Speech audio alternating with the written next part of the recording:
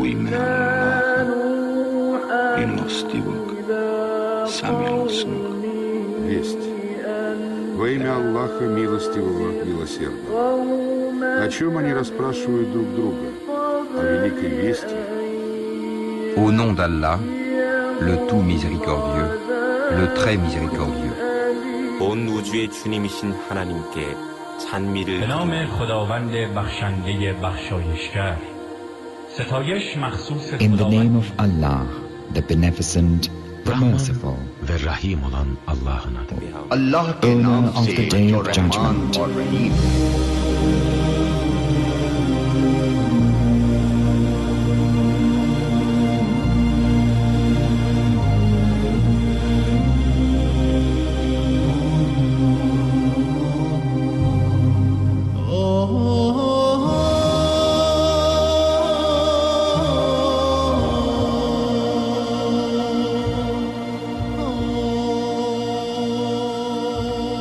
اولین ویژگی که یک مترجم باید داشته باشه که حداقل هست تسلط به دو زبانه.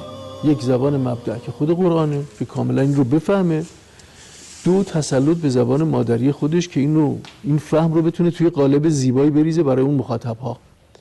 هر کدوم از اینها ناقص باشه ترجمه نارساست. گذشته از معارف دیگه، ابتدا باید اصل زبان رو بفهمه با ریزه‌کاریاش. اگر در زبان خودش یک نویسنده زبردست نباشه هیچ مهم نیست، باید زوایای پنهان اون زبان خودش رو بفهمه. مثلا من یک انگلیسی زبانم، باید اول ادبیات عرب رو کاملا بدونم بفهمم که بفهمم معنای آیه رو، بعد اینو بتونم تو اون قالب بریزم. تلاش کردیم که به صورت حروف الفبایی باشه. از حرف آ شروع میشه، مثلا آسامی هست، آسانتی هست، آلبانی هست، آلمانی هست، همینطور میاد جلو تا میرسه مثلا به زبان اردو. ابتداً اینو بگم خوبه شما بفهمید، شاید یه موقعی مخاطبین شما یا شنوندگان از خودشون سوال کنن یا تو ذهنشون باشه که چه ترجمه‌ای از قرآن آمارش بیشتره. بالاترین ترجمه قرآن مال زبان اردوست. بین 6909 زبان اردو ترجمه‌هاش الان در زمان ما از همه زبان‌ها بیشتره. بیش از 500 ترجمه از قرآن به زبان اردو چاپ شده. ترجمه های مخطوط اردو که تو کتابخونه هاست اونو ما خبر نداریم. بعد از اردو میایم سراغ آریا، بعد ازبکی هست، اسپانیایی هست، اسپانیولی، این همه ترجمه اسپانیولی است. ترجمه اندونزی هست، اندونزی همه اینا، بله اندونزی. بعد از اینا میایم سراغ انگلیسی. ترجمه انگلیسی مون هم زیاده، قریب 150 تا ترجمه انگلیسی قرآن هست. مثال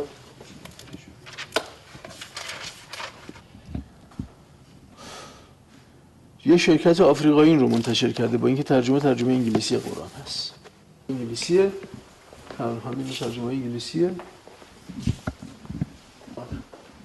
ترجمه ایتالیایی قرآن هست، این همه ترجمه ایتالیاییه.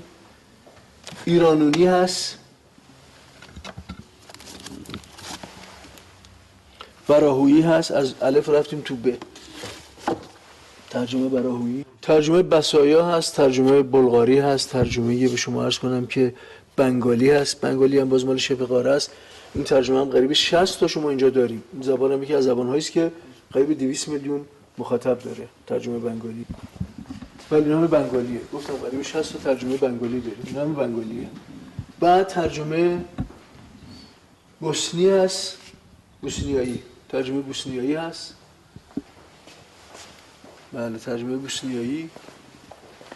ترجمه پشتو که مال منطقه افغانستانه، ترجمه پشتو هست.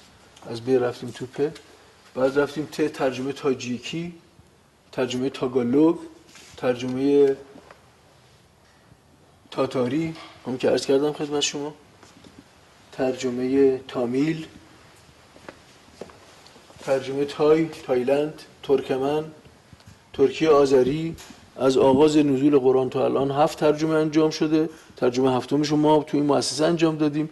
زبان آذری مال آذربایجان هست که و منطقه از ایران و خود آذربایجان و تعداد زیادی قریب و 20 میلیون مخاطب داره. بعد ترکی استانبولیه. ترجمه ترکی استانبولی ما هم تعدادی زیاده، قریب 100 ترجمه ترکی استانبولی داریم. 5600 جلد ترجمه رو تو این کتابخونه جمع‌آوری کردیم. هدف ما این نبوده گنجینه درست کنیم. هدف ما این بوده اینا رو بررسی کنیم، ببینیم لغزش‌های اینها چی بوده در گذشته، نقاط قوتش چی بوده. خب بعضی این ترجمه‌ها به خاطر اصلا جنگ با اسلام و مسلمان‌ها نوشته شده. هر ترجمه نقدهایی که برش نوشته شده، نقاط قوتش، نقاط ضعفش، کاستی‌هاش، اینا همه تدوین شده. خب یک برنامه خیلی خوبیه برای مترجمی که میخواد الان ترجمه قرآن رو شروع کنه که مرتکب لغزش‌های گذشتگان نشه. این خیلی مهمه. ترجمه چک هست، چیچوها هست، چینی هست. بله که تعدادی هم زیاده. ترجمه روسی قرآن، اولین ترجمهش مال کراچکوفسکی هست که یکی از مستشرقین بوده. با اینکه زبانش روسی بوده در مصر کرسی داشته، زبان فرا گرفته، ترجمهش هم ترجمه بدی نیست، منتها خب دیگه حالا تطور پیدا کرده، ترجمه زیادی هم بعد او به بازار اومده. و ترجمه رومانی هست، رزه، شخصی است به نام ناکاتا، مترجم ژاپنی، تفسیر جلالین رو ترجمه کرده. این اصل قرآنه، این هم ترجمه که در حاشیه اون هست. ترجمه سندی هست، ترجمه سندی، این هم ترجمه سوئدی. بعد این هم ترجمه سوئدی قرآن هست که در اروپا منتشر شده. با اینکه تو اون کشور منتشر شده، متن قرآن رو هم چی به همراه داره، یعنی یه طرف قرآن یه طرف هم ترجمه. این ترجمه سواحلیه. تو آفریقا 2 زبان هست که شهرت داره، غلبه داره. یکی زبان هوساست، یکی هم سواحلیه. این ترجمه های سواحلیه. ترجمه هوسا هم اونورتر بریم میبینید. سینهالیه، سومالیه، عبری. شما خوبه بدونید که ترجمه قرآن به زبان عبری که الان در فلسطین اشغالی هست و اون قاصب ها اونجا هستن، تو خود اسرائیل این ترجمه ها چاپ شده، منتها از طریق کشور اروپایی تهیه شده. این هم ترجمه عبریه، خطش هم میتونید ببینید. ترجمه عبری قرآن.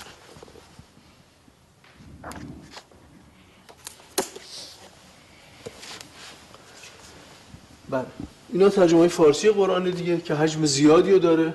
کل اینا ترجمه های فارسی قرآن.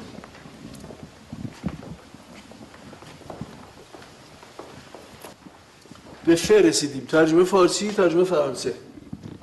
ترجمه فرانسه قرآن.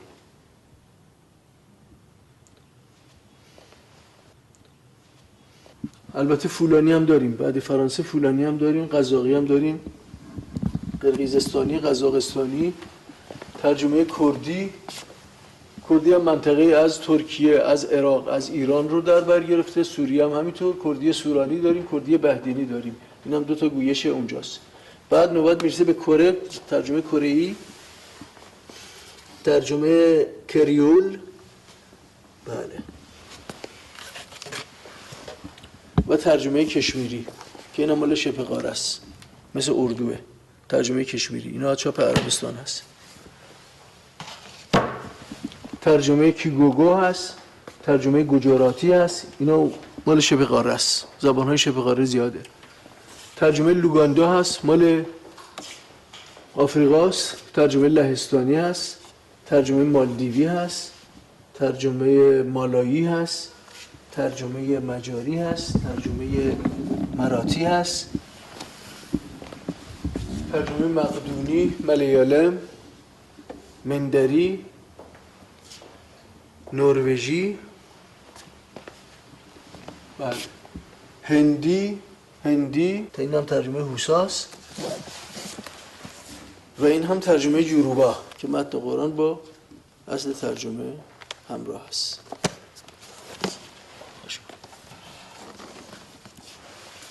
و آخری هم ترجمه یونانیه. واهیه آخرین ترجمه. The history of translation of the Quran in English language begins with the translation by Alexander Ross, which was actually a translation on the basis of a French translation by Duryea, the Al-Quran of Muhammad, translated out of Arabic into French by Duryea and newly Englished for the satisfaction of all that desire to look into the Turkish vanities.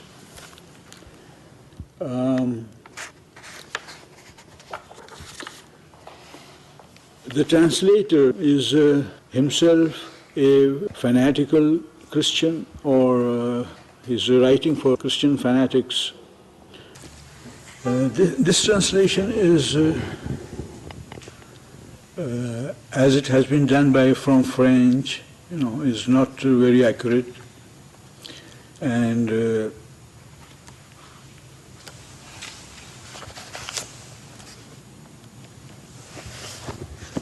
it distorts the meaning of the verses in many places, and in fact, when you read some parts of this translation, you just cannot guess, what surah he's translating, because it departs from the real meaning of the Quranic verses in many places.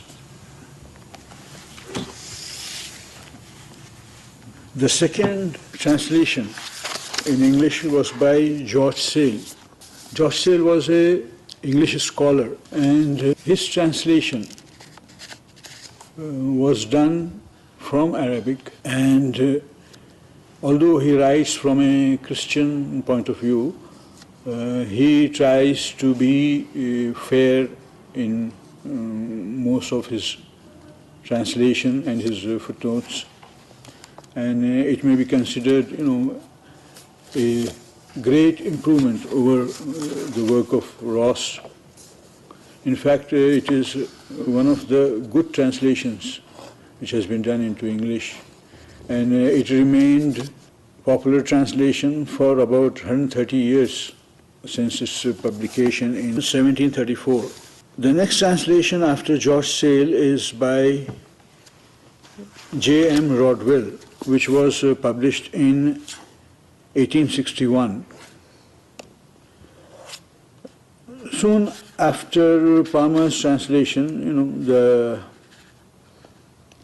fourth English translation was by Palmer, which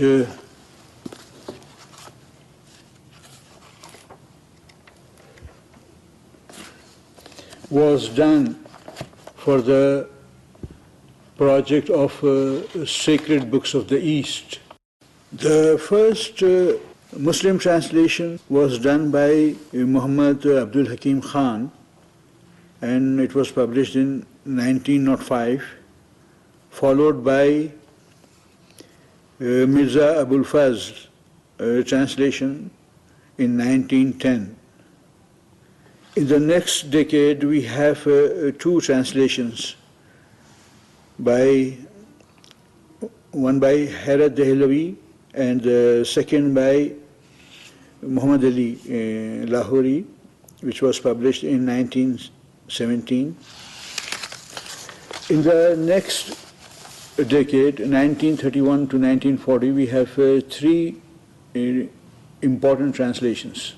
Iqta's translation, as it was done by an Englishman who converted to Islam. I think Iqta was the first translator, who is both a Muslim and a native Englishman.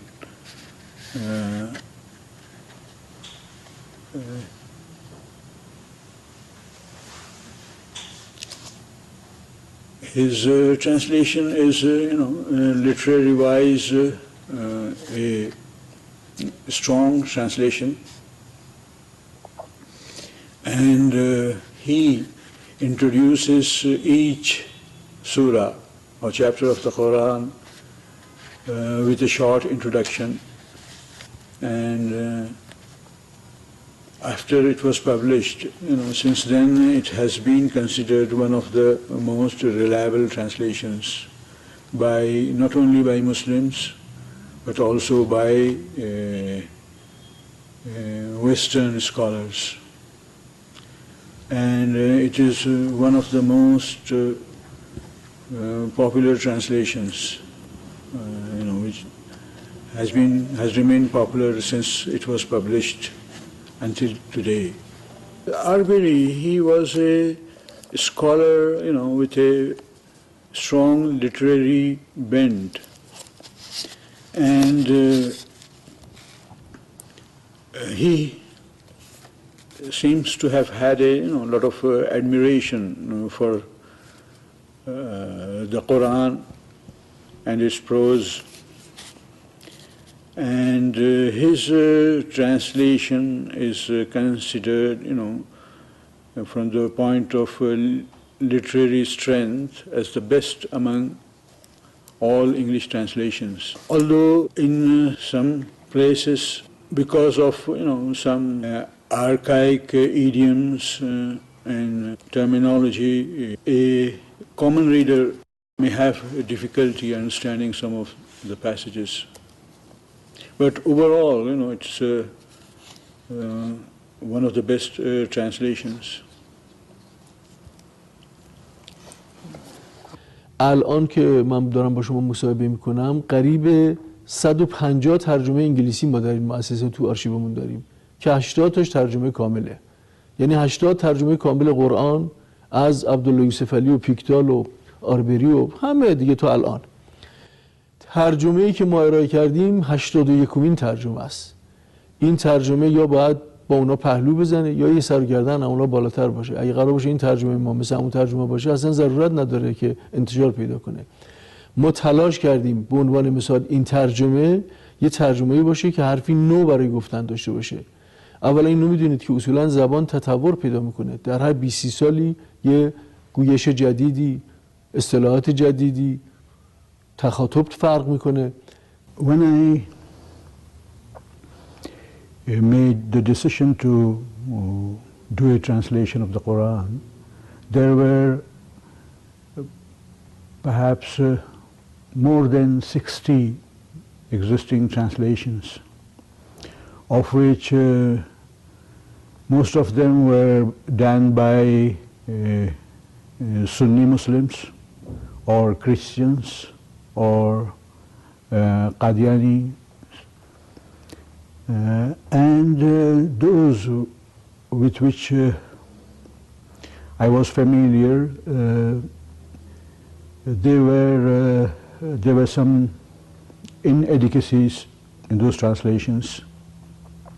There were also some Shii translations, the one by Mir Ahmad Ali and another by or attributed to Shakir, but Mir Ahmad Ali's translation, although it is one of the most accurate translations, its language is archaic, yani it's something like King James Bible language. And Shakir's translation is not really an original translation, but a edition of Muhammad Ali's translation. And so there was a need for a new Shii translation. I was born and brought up in Hyderabad, in India, and that's where I went to school and college. I took my bachelor's degree in engineering. After that, I took my MBA from University of Wisconsin, and in 1975 I migrated to Iran. My knowledge of English is mainly, derived from my reading. While I was an engineering student, I used to do a lot of reading, of literature, philosophy, and throughout I have been a studious reader. And after resigning from Tawheed, I joined the Center for Translation of the Quran, and I have been here since 1995. While doing the translation, I came upon a new approach which I wanted to try, which was phrase by phrase. In fact, when I started the translation of the Quran, it was not the Quran as such I was translating, but I had started a translation of Mafatihul Jannah, in which the first part consists of a selection of the surahs of the Quran. And while I was doing this, I noticed that it was possible to do a phrase-by-phrase translation. And this thing, made me start on a new approach. You see, I have followed here a new approach, which is to render the translation phrase by phrase. And in doing so, I have to impose a kind of a constraint on myself, because every line has to reflect the translation of the Arabic phrase opposite it. And at the same time, there should be some kind of fluency. Another thing which I have done is, in places where I have thought it important, I have given alternate readings. فَإِذَا جَاءَ وَعْدُ الْآخِرَةِ لَيَسُوءُ وُجُوهَكُمْ. Here, wujuhakum means can either mean your faces or your notables. That's, notable persons amongst you. I think, what is important is that just a translation is not enough. Many of these verses, in order to be understood properly, they stand in need of explanatory notes. And I think this is, what is lacking in my translation. It took me about 5 years of full-time work, and while doing this translation, I had recourse to some software which was available in Iran and which provided maybe more than 50 Shia and Sunni commentaries, and more than, I think, quite a few dozen Persian translations and other works on the Quran. And this software was very useful for me for referring to the different books and commentaries. No, it was not a teamwork. I was doing the translation, and there were some friends who read the translation part by part as it was completed. One of them was Dr. Leckenhausen, another Mr. Shuja Ali Mirza, and they read the whole text, and they pointed out some inaccuracies and made other remarks, which helped me in determining my approach and enabled me to produce a more precise translation.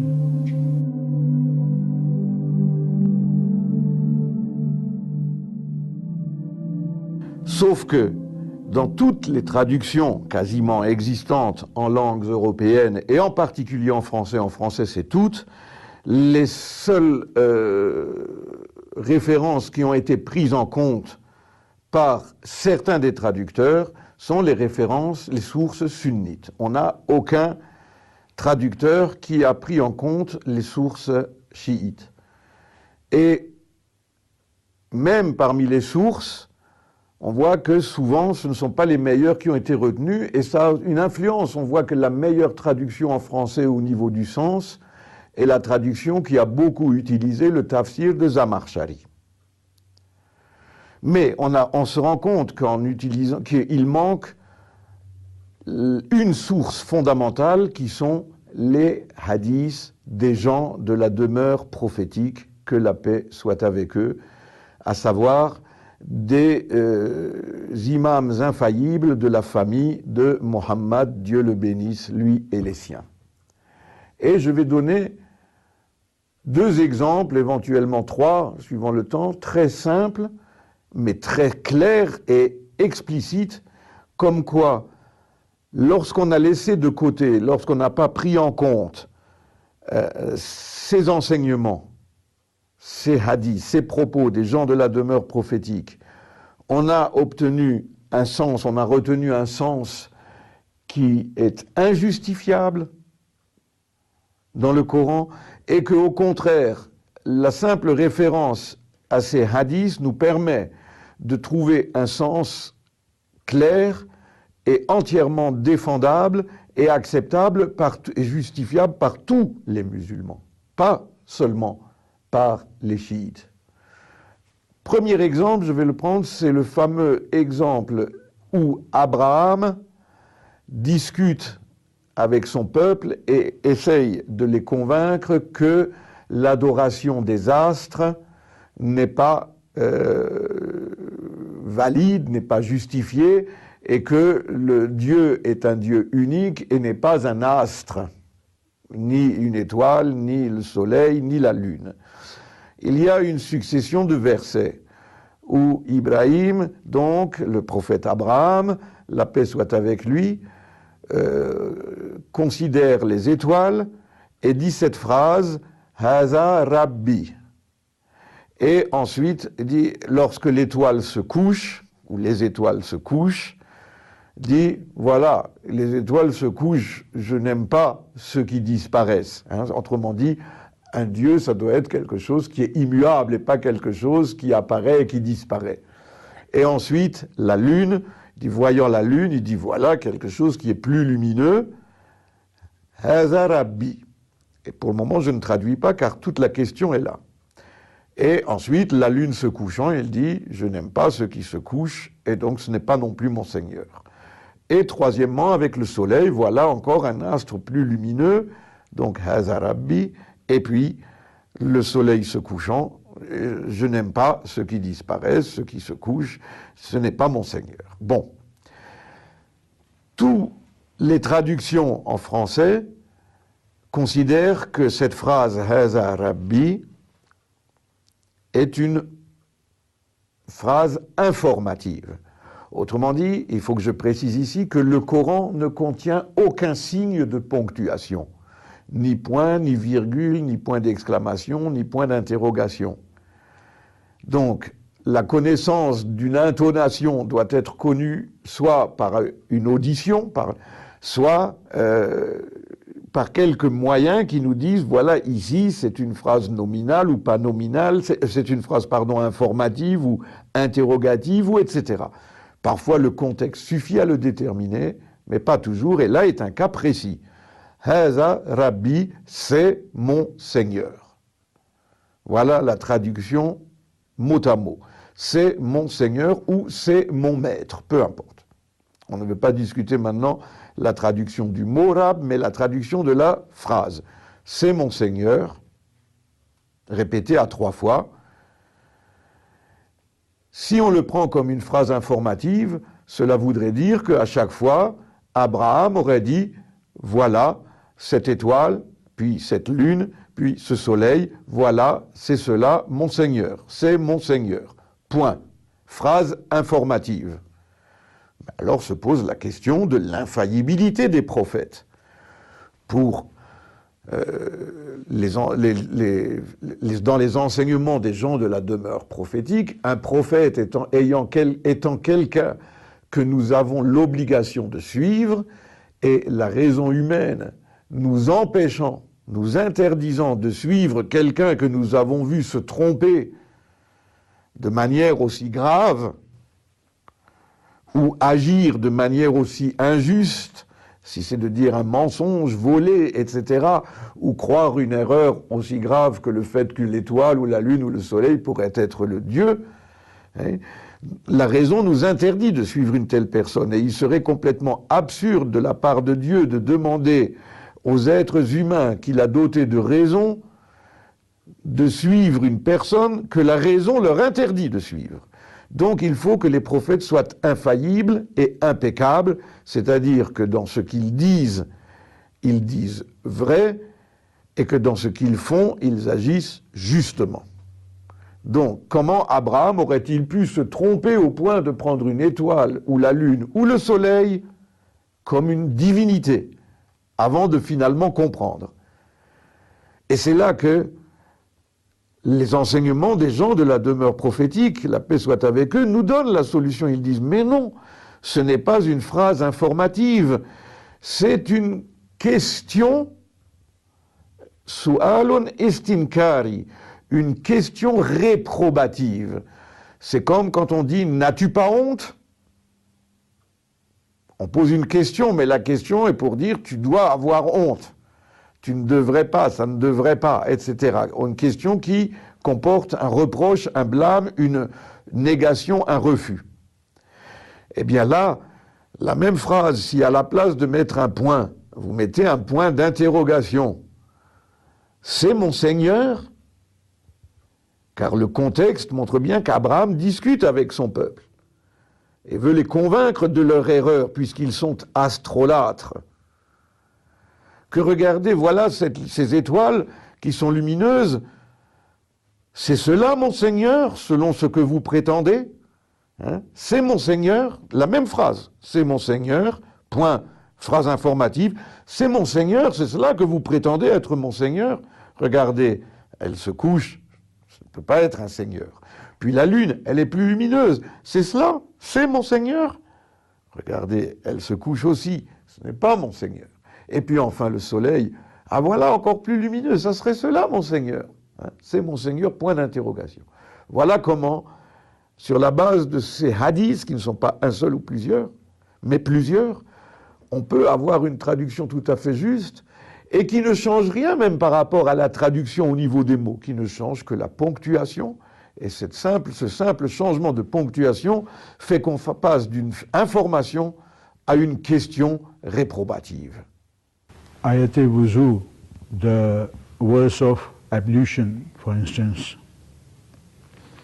the verse is Ma'idah 6, and it reads like this: Ya ayyuhallazina amanu إذا قمتم إلى الصلاة فاغسلوا وجوهكم وأيديكم إلى المرافق وامسحوا برؤوسكم وأرجلكم إلى الكعبين. Here the Shia, translate the verse according to its literal import by considering, that only the wiping of the head is prescribed by this verse, whereas Sunni translators translate this verse according to their own traditional way of ablution, which is washing of the feet, not wiping. قطعاً معارف غنی اهل بیت ما را به فهم صحیح‌تر از قرآن نزدیک می‌کند. ما انکار نمی‌کنیم که دیگران هم به قرآن دسترسی دارند، اما این دسترسی مراتبی داره. شما فرض فرمایید که در یه بیابان یک شمعی هم روشن کنید خب اون دیده خواهد شد، یعنی از دور عده زیادی به طریق جهت اون شمع میتونن به نقطه راهنمایی بشن. اما اگر یک چراغ قوی تری هم روشن کنید بهتره. اگر یک پروژکتور روشن کنید، اگر آفتابی اونجا آفتاب طلوع کند خب فرق خواهد کرد. این مراتب همه بله روشنگرن اما با هم فرق داره. ما این را بدون تعصب میخواییم عرض کنیم که همه هم میتونن. الان یک کتابخانه ها به روی همه باز است، دانش همه در اختیار همه دانشمندان هست به معنا. دانش اون چیزی که از خود پیامبر اکرم و از نزدیکان پیامبر، صحابه پیامبر، تابعین و در این جمله از اهل بیت رسیده در اختیار همه هست. میتونن مقایسه بکنن، میتونن ببینن آیا این چنین هست یا نیست. به نظر ما واقعا همین چنین هست. در این مقایسه بدون تعصب روشن خواهد شد که اون روشنایی که اهل بیت علیهم السلام برای فهم دین، اون نوری که اونها روشن کردن، قابل مقایسه با نور دیگران نیست. The Shia heritage should be introduced by the Shia themselves. They should not expect other people, to introduce, Shiism to the global audience. And we do need, not only translations of the Quran, but also translations of Shia commentaries in English, because not much has been done, in the field of Shia commentaries. در همین آیه فَذَنَّ أَن لَّن نَّقْدِرَ عَلَيْهِ، نقدره مثلا ممکنه اینطوری ترجمه بشه و شاید هم من دیدم خیلی اینطوری ترجمه کردن که گمان برد که ما به او توانایی نداریم یا دسترسی نداریم، قدرت نداریم به حضرت یونس. خب شاید هم ظاهر نقدره به این معنا. وقتی مراجعه میکنیم به اهل بیت میگن نه، نقدره اینجا به معنای تن گرفتن، سخت گرفتن هست، به قرینه آیات فراوانی که فقدرنا علیه رزقه، فقدرنا مثلا به معنای تنگ گرفتن و سخت گرفتن آمده. او گمان کرد که ما بر او سخت نخواهیم گرفت، نه اینکه او گمان کرد که ما بر او قدرت نداریم. خب این یه دیدگاهیه راجع به عصمت پیامبران. پیامبر گمان بکند که خدا بر او قدرت و توانایی ندارد، یا گمان کند که خداوند حالا او را مثلا خواهد بخشید، بر او سخت نخواهد گرفت. خب درسته یه نکته ایه، ولی این نکته برمیگرده به نکات اساسی دیگر که در جاهای دیگر قرآن همین مسائل مطرح است. یا مثلا آیه فاسألوا اهل الذکر، همین آیه. خب شما ممکنه سیاق را بخونید و مثلا بگید آقا این میگد که در این رابطه به علمای یهود مراجعه کنید. فاسألوا اهل الذکر یعنی ذکر تورات، یعنی به علمای یهود مراجعه کنید، اونها مثلا خواهند گفت که پیامبر میتوند بشر باشد. خب این یه برداشتیه. خب فاسألوا اهل الذکر اگر مسلمان ها را سوق بدن که برید شما از علمای یهود مطلب را پیجی کنید، خب یعنی اونا را به عنوان یه مرجع نشون بدهن، آیا این در شأن قرآنه که ما را ارجاع بدهد به علمای یهود؟ اهل بیت کاملا این را رد کردن، فرمودن این اهل ذکر، فاسألوا اهل الذکر یعنی اهل واقعی ذکر، یعنی اونها که واقعا علم تورات در دل اونهاست، در جان اونهاست، واقعا تورات را واقفن، انجیل را واقفن.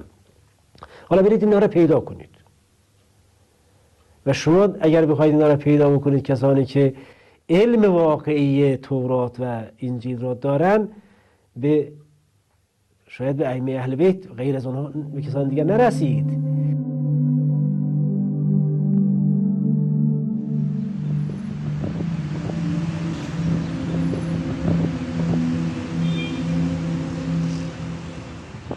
این مؤسسه از آغاز قریب 22 تا ترجمه رو در دست انجام قرار داد. خب ما 7 تا ترجمه رو الان منتشر کردیم، ترجمه قرآن به زبان انگلیسی، فرانسه، ترکی استانبولی، ترکی آذری، اسپانیولی، چینی و اردو. وقتی یک کسی ترجمه رو انجام میده ما اینو میفرستیم چند نفر تست میکنن، حداقل 2 یا 3 گروه باید این رو تست کنن، چون ممکنه گروه اول مغرضانه نظر بدن، گروه دوم بدون اینکه از هم خبر دارن اینو بررسی میکنن. نقاط قوت ضعف اون رو که گرفتیم با مترجم در میان میگذاریم، مترجم یا قبول میکنه و یا اینکه اونا رو قانع میکنه که نه حرف من درسته، نهایتا یه چیزی در میاد که خب این قابل قبوله. نسخه نهایی رو ما به وسیله شخصی که مسلط هست به اون زبان و ادبیات مقصد ویرایش میکنیم و تازه نمونه اون رو تو مجله چاپ میکنیم، میفرستیم سراسر دنیا میره، افراد میبینن، میخونن، اظهار نظر میکنن و این اگه کاستی داشته باشه به ما منعکس میشه. بعد که ما میخوایم این رو به صورت انبوه در تیراژ چاپ کنیم دیگه اون نقایص رو نداره. ترجمه قرآن کریم به زبان انگلیسی اولین بار در سال 2003 توسط کالج اسلامی لندن به چاپ رسیده. علاوه بر چاپ در انگلیس، در آمریکا، در هندوستان چاپ های متعددی داشته. نسخه فرانسه اولین بار در سال 2000 توسط آقای دکتر یحیی علوی و جواد حدیدی به صورت مشترک انجام شده. البته عمده کار با آقای دکتر یحیی علوی بوده و سبک این ترجمه به این شکل هست که در حقیقت یک ترجمه به همراه یک تفسیر مختصر و در انتها عرضم به حضورتون که جدولی از اصطلاحات وارده رو به ترتیب حروف الفبا که در قرآن استفاده شده اون رو معنایش رو هم به زبان فرانسه ارائه کردند. Je m'appelle Yahya Bono, anciennement Christian Bono, donc je suis français d'origine complètement, plus précisément de Strasbourg, Alsace, et je suis devenu musulman en 1979, il y a maintenant 33 ans. Et par la suite, j'ai fait des études d'arabe et d'islamologie et je suis donc devenu professeur agrégé d'arabe et docteur en islamologie pour une thèse concernant les œuvres spirituelles et métaphysiques de l'imam Khomeini. Le grand problème, le plus grand problème dans toutes les traductions du Coran, dans toutes les langues, que ce soit les langues occidentales, mais même d'autres langues de pays musulmans, comme la traduction en persan, la traduction en turc, le principal problème qui fait que l'on n'a pas de réel progrès d'une traduction à l'autre, c'est tout simplement qu'aucun traducteur ne nous a dit et ne nous dit par quelles étapes il est passé pour arriver à sa traduction. Premièrement, l'étape des multiplicités de sens. Nous avons des mots dans le Coran qui ont, dans la langue arabe, dans les traditions, dans les commentaires coraniques, plusieurs sens. Nous avons des structures de phrases. Il n'y a pas de ponctuation dans le Coran, ni de points, ni de virgules, ni de points d'exclamation, ni de points d'interrogation.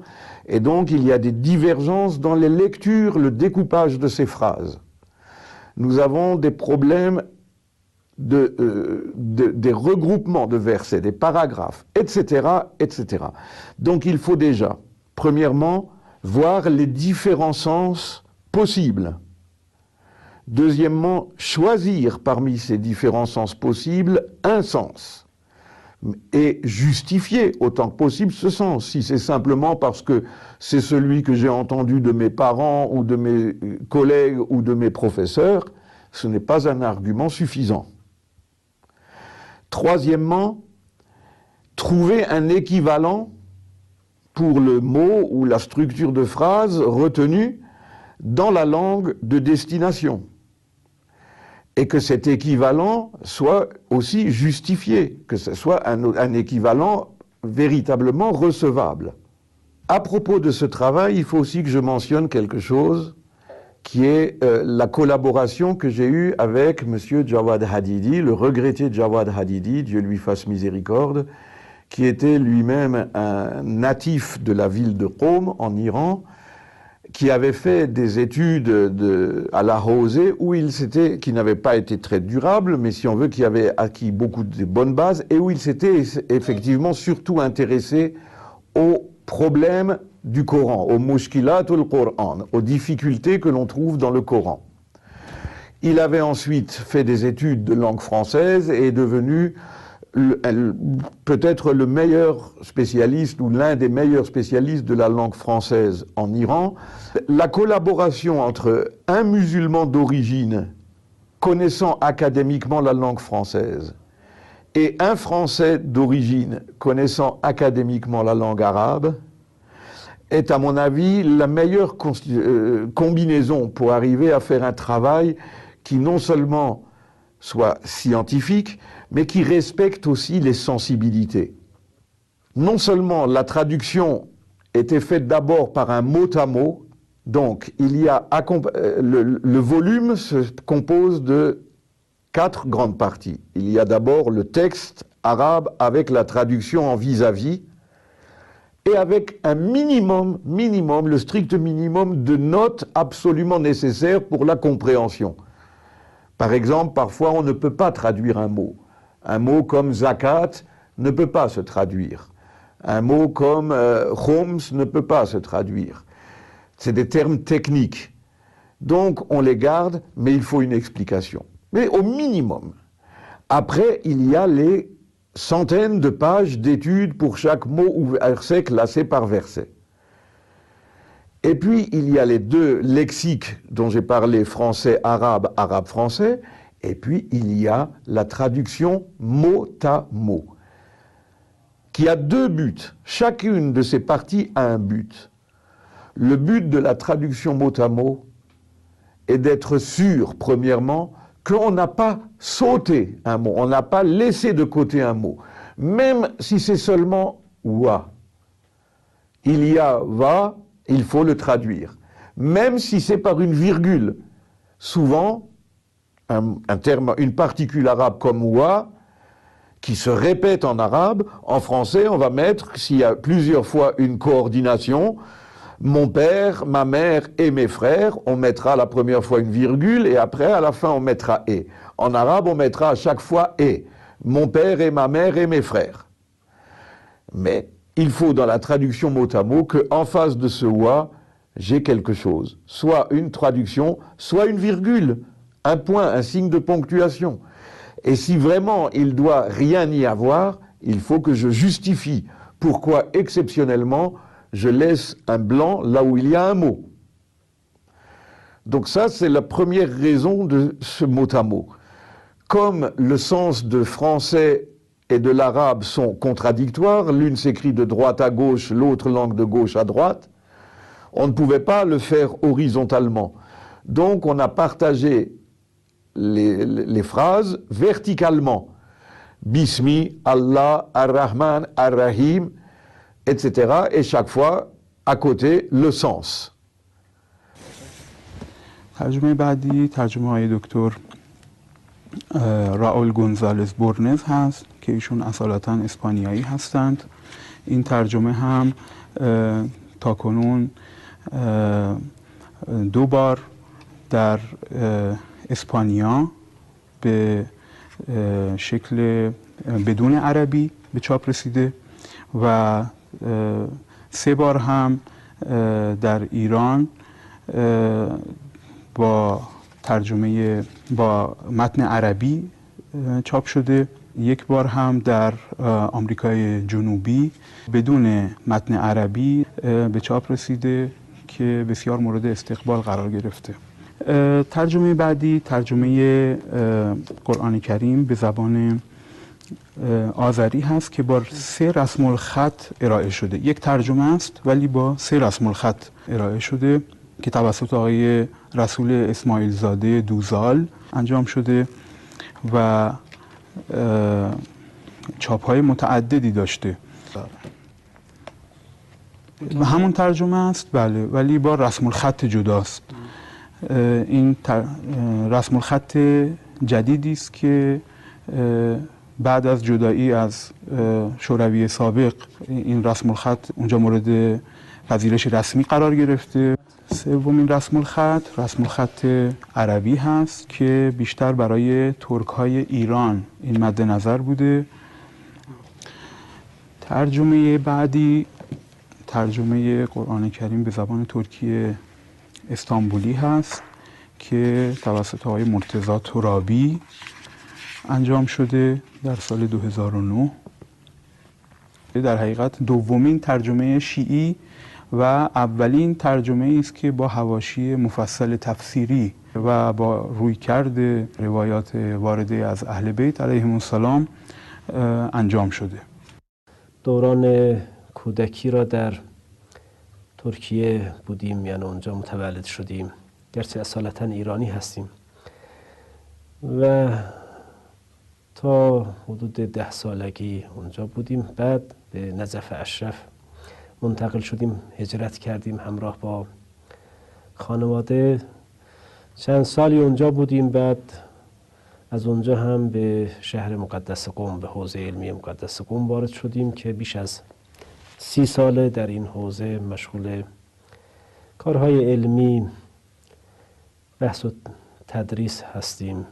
ما حدود 120 ترجمه به زبان ترکی استانبولی با لهجه های مختلف حدوداً داریم.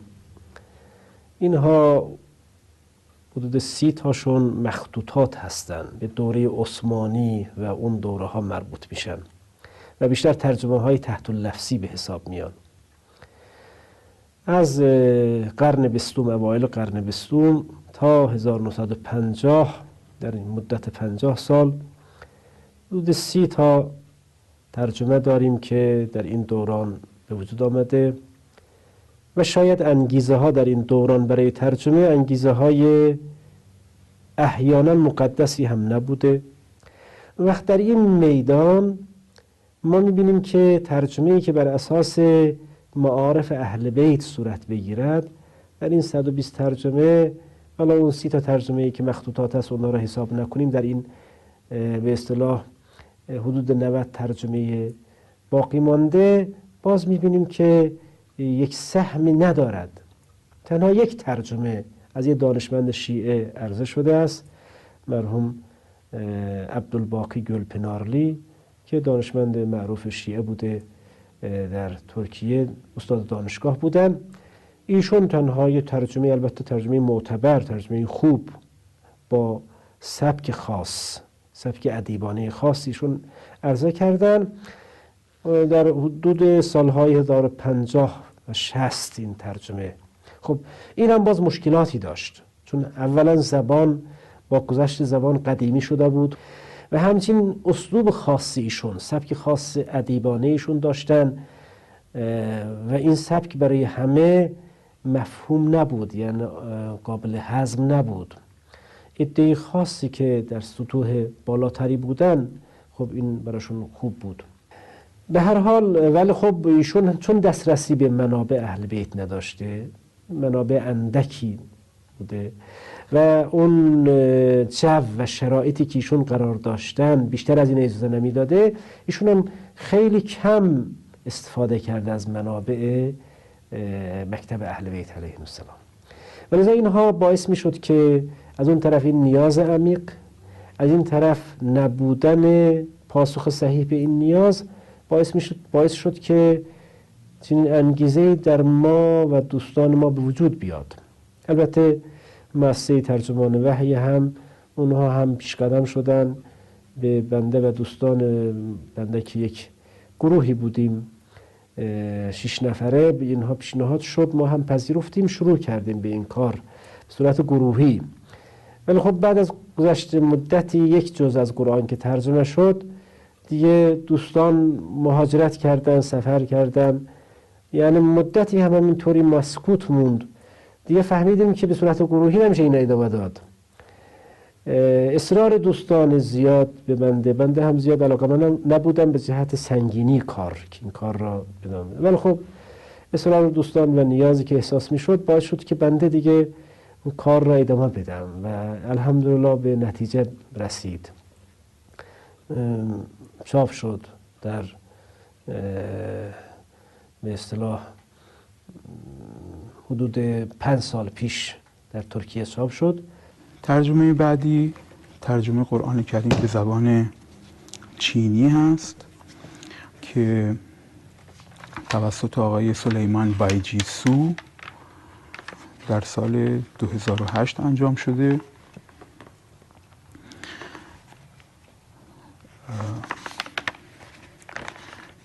و توسط آقای دکتر یحیی لینگسونگ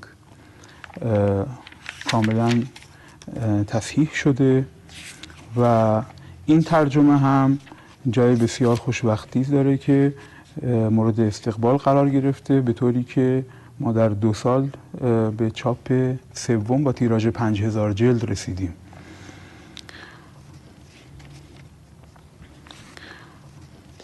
ولی ما برای انسان شکست خورده از این تمدن مادی امروز باید یه چیزی تهیه کنیم کم حجم، زیبا، خوشخوان، قشنگ، مطلوب، راحت، بتونه همه جا ازش استفاده کنه. تو ترن، تو هواپیما، تو اتوبوس، تو خونه‌اش، سر کلاس، هر جایی که میخواد بره بتونه راحت از این استفاده کنه. حالا چه به صورت نرم افزاری باشه، چه به صورت فیزیکی و کاغذی باشه. اینا خیلی مهمه. و بعدم هر منطقه یه اقتضایی داره. در شرق یه نوع گرافیک، یه نوع طرح، یه نوع نقش، یه نوع رنگ، ولی در غرب نه، و از جور دیگه است. اینا رو باید به اقتضای اون محیطا. ولذا ما یعنی ایدمون این هست که اگه ترجمه انجام میشه برای یک کشوری، به وسیله ناشر در همون کشور اون منتشر بشه که همون آداب و فرهنگ و رسوم اینها رو رعایت بکنه. نه ما اینجا نسخه بفرستیم برای جای دیگه. اینا درست نیست. در زبان اردو ما 250 ترجمه چاپ شده داریم. لذا مؤسسه در نظر گرفت که بهتره که ترجمه جدیدی ارائه نشه، بلکه با توجه به اینکه سال 1386 توسط رهبری جمهوری اسلامی به عنوان سال انسجام ملی و وحدت اسلامی اعلام شده بود، برای اولین بار ترجمه قرآن مجید به زبان اردو با ترجمه مترجم شیعه و اهل سنت به چاپ رسیده. خصوصیتی که این ترجمه داره اینه که ترجمه شیعه که توسط آقای محسن علی نجفی که از مترجمین و مفسرین به نام شبه قاره هستند و از میان ترجمه های اهل سنت هم ترجمه ابوالاعلی مودودی که از مفسرین به نام اهل سنت هستند با این شکل بدیع به چاپ رسیده. طبق اطلاعاتی که مؤسسات زبانشناسی که عمدتاً در اروپا هم هستن منتشر میکنن، تا الان که من در خدمت شما نشستم 6909 زبان شناسایی شده برای 5 قاره. از این 6909 زبان تا سال 2012 قریب 2536 زبان انجیل ترجمه شده. یعنی تقریبا 98% مردم جهان به یکی از ترجمه‌های انجیل دسترسی دارن. ولی قرآن پس از گذشت 1434 سال 35 سال به 145 زبان ترجمه شده که شاید 100 زبانش ترجمه کامل باشه. خب این آمار عمل تلخی است. الان مهمترین چالشی که ما داریم اینه.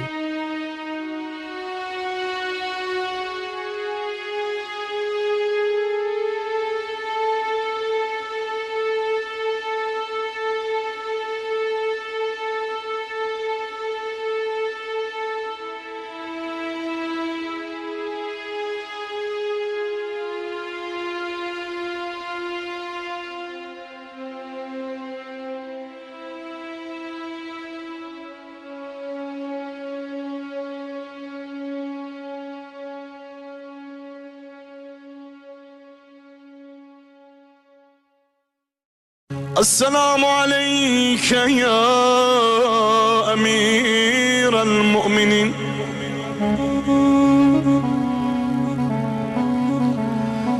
السلام عليك يا مولى الموحدين أسد الله الغالي غالب غالب كل غالب مظهر العجائب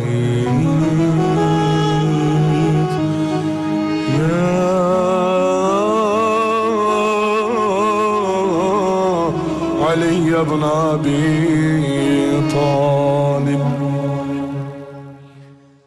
فخری لبرجم مرتضای حیدر